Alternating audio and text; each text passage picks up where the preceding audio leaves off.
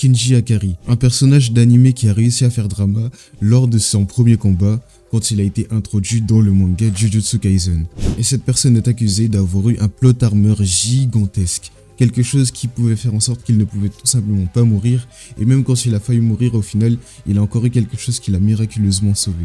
Et c'est quelque chose qui a tourné un peu partout, mais pour les personnes qui ne savent pas ce que c'est le plot armor, c'est le fait que l'auteur utilise le scénario et le tourne pour que la personne en question survive parce qu'elle est importante pour la suite de l'histoire. Et pour le coup, Kinji Akari n'a pas du tout été mis en dehors de ça. Et au contraire, Kinji Akari a été mis en plein dans la sauce et c'est quelqu'un qui se fait tuer justement par rapport au fait qu'il n'avait, soi-disant, trop de plot armor. Et pour le coup, Kinji Akari était l'un des seuls personnages qui a eu un plot armor qui était pour une fois bien fait, qui était pour une fois bien mis en place, c'est pas quelque chose de miraculeux. Au contraire, on ne pourrait même pas dire que Kinji Akari a un plot armor car le personnage lui-même se base sur la chance. Car le personnage lui-même a des compétences tellement puissantes qu'ils font que la chance vient tout simplement à lui. Pour ça, je vais reprendre une phrase qu'il a dit, c'est-à-dire qu'il a tellement de compétences qu'il attire la chance lui-même.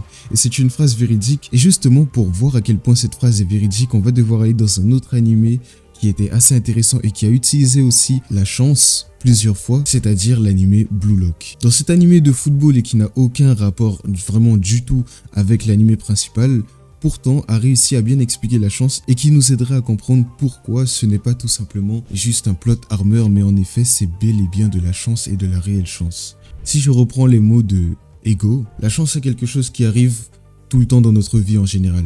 C'est quelque chose qui arrive constamment, mais les personnes qui sont les plus chanceuses, c'est les personnes qui font en sorte d'être le plus chanceux. Les personnes qui ont réuni tous les paramètres pour faire en sorte d'être chanceux et qui ont réussi à être chanceux par la suite. En retournant dans l'anime Jujutsu Kaisen, on peut voir justement que il y a des personnages qui sont complètement malchanceux, mais qui ont réussi à tourner la chose pour faire en sorte de devenir chanceux, et au contraire des personnages qui sont tout simplement nés avec de la chance directement. Les personnages comme Maki et Mai sont des personnages qui ont été malchanceux. Le fait qu'ils soient toutes les deux en vie était directement une malchance pour ces deux personnes, parce que tant que l'une était toujours là, alors l'autre ne pouvait pas aller à son plein potentiel.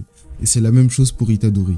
Itadori est l'une des personnes qui était malchanceux, car comme l'a dit Gojo pour lui, il ne pouvait pas utiliser autant de techniques et il ne pouvait que se baser sur quelques techniques comparées aux autres personnes, dont Gojo, Yuta et Megumi, qui sont eux des personnages chanceux. Parce que si ces personnages n'étaient pas nés dans leurs familles respectives, alors ces deux personnages ne seraient même pas les plus forts et voire ne seraient potentiellement même pas dans cette école de sorciers. Et au final, c'est l'une des choses qui règne le plus dans Jujutsu Kaisen, c'est la personne qui a le plus de chance qui peut pouvoir survivre. On a vu dans de multiples combats que, comme l'a dit Gojo, les personnes qui ont le plus de talent sont les personnes qui peuvent survivre. Et si l'on reste dans les paramètres de cette même animé, on peut voir que le talent battra toujours le travail dur. Si on prend un Itadori comparé à un Gojo, Gojo n'a pas eu besoin de travailler tant que ça pour être aussi fort quand il était un adolescent, alors qu'Itadori a dû s'entraîner encore et subir encore et encore d'autres défaites. Pourquoi? Car Gojo a eu la chance d'être né dans une bonne famille qui lui a permis d'avoir des pouvoirs extraordinaires, là où Itadori, lui de son côté, n'a pas eu cette même chance et a dû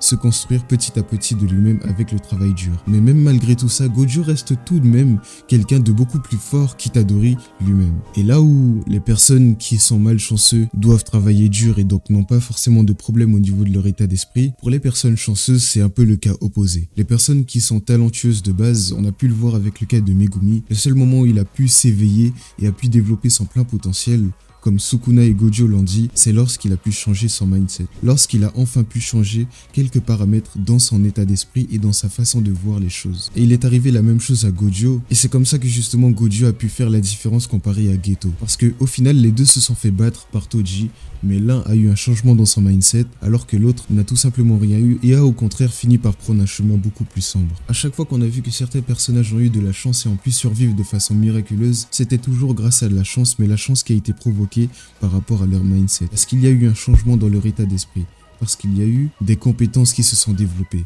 Et donc, comme le disait Akari, grâce aux compétences, ils réussissent à ramener de la chance. Surtout si on prend le cas d'Itadori et son Black Flash. Le Black Flash est quelque chose que tout le monde peut utiliser de base, mais Itadori, lui, arrive à l'utiliser à n'importe quel moment lorsqu'il le veut. Pourquoi? Parce qu'il a fait en sorte de s'entraîner dur et de développer justement les compétences nécessaires pour pouvoir faire en sorte de l'utiliser n'importe quand il le souhaite. Et c'est justement ça qui a fait que Itadori a réussi à avoir la chance de pouvoir survivre dans des moments où il devait complètement mourir. Tout ça parce qu'il a pu sortir un Black Flash de nulle part. Et c'est justement la même chose pour Akari. Akari a réussi à développer tellement de compétences, tellement de skills et tellement de force qu'il a fait en sorte de pouvoir trouver le moyen dans les derniers moments, dans les moments où il allait mourir, pour pouvoir au final survivre. Et c'est comme ça qu'il a fini par surpasser la mort encore et encore. Parce qu'il a réussi à développer les compétences pour attirer un niveau de chance incomparable si on le compare avec d'autres personnages. Si cette vidéo t'a plu, tu peux cliquer sur la vidéo qui va s'afficher juste ici. Je fais souvent des vidéos d'analyse comme ça ou des vidéos autour des animés. Donc tu peux t'abonner. Et moi je te dis ciao.